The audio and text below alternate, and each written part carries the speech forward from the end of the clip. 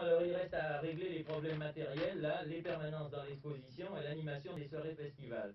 Les permanences de l'exposition, je vous rappelle, il faut aussi des gens qui couchent, il faut des gens pour être là pendant toute la durée de la semaine de l'exposition.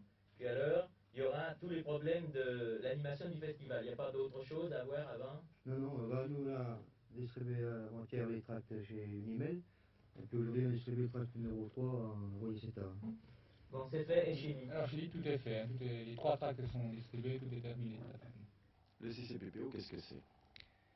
Le CCPPO est né il y a 10 ans à Palente-les-Orchamps, parce qu'il n'y avait aucun équipement culturel à Palente-les-Orchamps.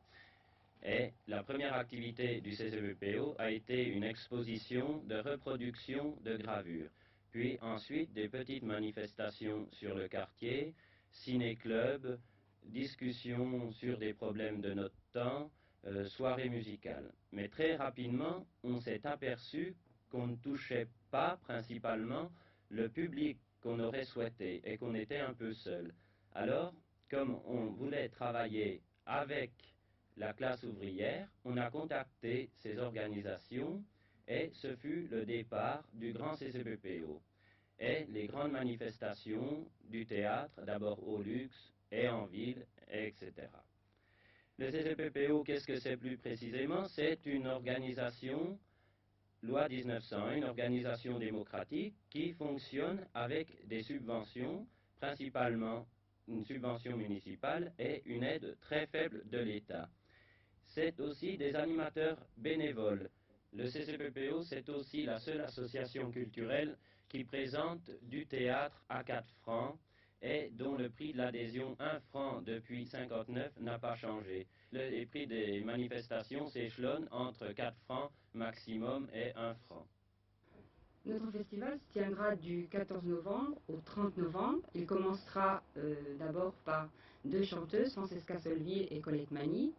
Ensuite aura lieu pendant une dizaine de jours une exposition de gravures que des artistes de France nous ont confiées. Ensuite, il y aura durant cette exposition une conférence de Choury sur Gustave Courbet et la Commune et la présence de Jean-Pierre Geoffroy qui est peintre et graveur et qui viendra parler avec les visiteurs qui le désireront.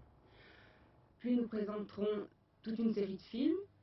D'abord au CG Le Temps de Vivre, avec la présence du réalisateur Bernard Paul et Marine Vladi, et à la salle des fêtes de Palente, une série de films sur les problèmes d'aujourd'hui, problèmes de la lutte de la classe ouvrière en France et dans le monde, problèmes de la jeunesse, problèmes de l'Afrique, avec de nombreux réalisateurs présents qui, bien sûr, pourront répondre à toutes les questions des spectateurs.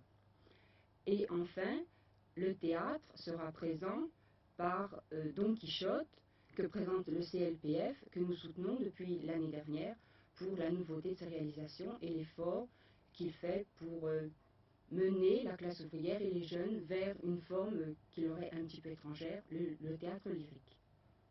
C'est le 10e anniversaire du CCPPO, c'est en quelque sorte une étape où vous allez repartir d'un pied nouveau et aguerri peut-être.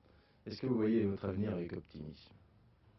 Oui, on voit notre avenir avec optimisme parce que sur la petite équipe du CCPPO qu'il y avait il y a quelques années, elle s'est considérablement renforcée avec des militants dans toutes les usines et surtout aussi des artistes nous ont prêté leur concours pour nous aider à faciliter notre tâche et pouvoir présenter de plus en plus de spectacles variés et aussi d'un choix très important et très prometteur pour nous.